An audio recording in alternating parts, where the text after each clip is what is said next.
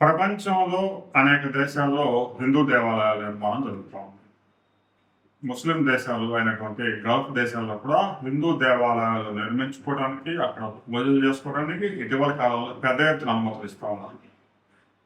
అయితే ఛాందస్వాదులు ఉన్న ఆఫ్ఘనిస్తాన్లో కూడా ప్రస్తుతం భారత్ అభ్యర్థన మేరకు అక్కడ హిందూ దేవాలయాలు నిర్మించుకోవడానికి కూడా వారు కూడా అంగీకరించారు. కానీ బంగ్లాదేశ్లో పరిస్థితి మాత్రం ఇందుకు భిన్నంగా ఉంది. తాజాగా బంగ్లాదేశ్లోని ఉత్తర గైబాందా జిల్లాలో పలాస్ బరాంబరిలో రాధా గోవింద ఆలయ కమిటీ ఒక దేవాలయ కాంప్లెక్స్ నిర్మించాలని ప్రారంభించింది.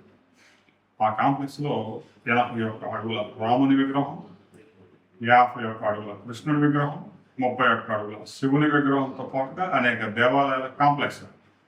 ఇప్పటికే నిర్మాణం దాదాపుగా 15 కోట్ల రూపాయలు, అంటే 15 కోట్ల డాకాల పైగా ఖర్చు చేశారు. 80% పైగా పనులు పూర్తయ్యాయి. ఈ సమయంలో అక్కడ ఉన్న ఛాందస్ వాదులు హెచ్చరికలు జారీ చేశారు. మీరు కనుక నిర్మాణ పనులు ఆపివేయకపోతే కూల్చివేస్తాం అంటూ హెచ్చరికలు జారీ చేశారు. దీంతో తాజాగా బంగ్లాదేశ్లో మైనార్టీలుగా ఉన్నటువంటి హిందువులు ఢాకాలో వేలాది మంది ర్యాలీ తీశారు.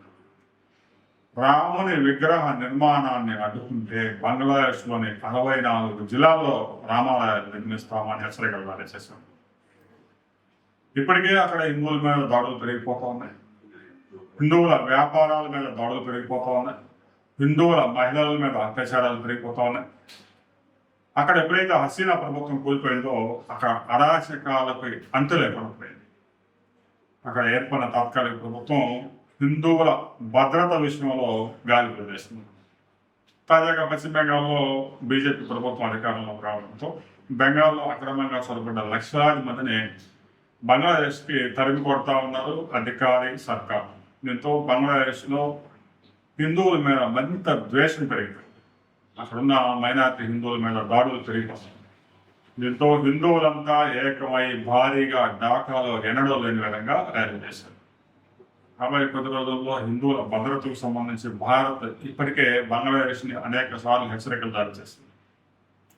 అయితే బెంగాల్ నుంచి చొరబాటుదారులని పెద్ద ఎత్తున బంగ్లాదేశ్లో కనుక మరలా పంపిస్తే బంగ్లాదేశ్లో హిందువుల పరిస్థితి అత్యంత ఘోరంగా తయారయ్యే క్రమంలో వచ్చి ఉంది. దీనికి సంబంధించి కేంద్ర ప్రభుత్వం కీలక ప్రకటన చేయబోతా ఉంది. ఆ తర్వాత మరిన్ని ప్రభుత్వం మరో విడుదల మాట తెలుస్తుంది.